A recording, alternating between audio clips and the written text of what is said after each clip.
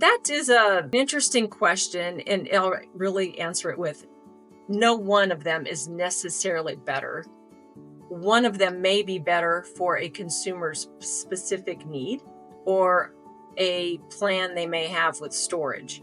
Again, in ground beef, what we tend to see in retail are four options. Probably most traditional is the foam overwrap tray.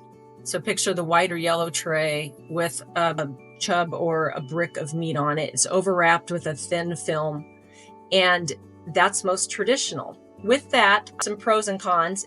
There's a low cost of packaging, might be more affordable buying in that format.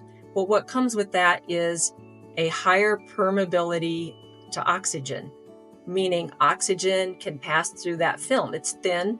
There is still, while it keeps foreign material out, it does allow oxygen to pass through.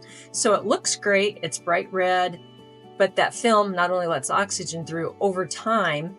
If you were to put that in the freezer, for instance, and you didn't come home and use it right away, in the freezer, you're also getting migration of moisture, and you would probably get some freezer burn, some surface drying. And so that would not be a format to buy if you're going to go home, not use it by the use date, and plan to throw it in the freezer.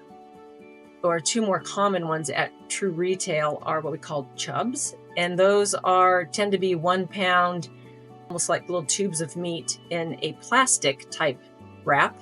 They're clipped on the end.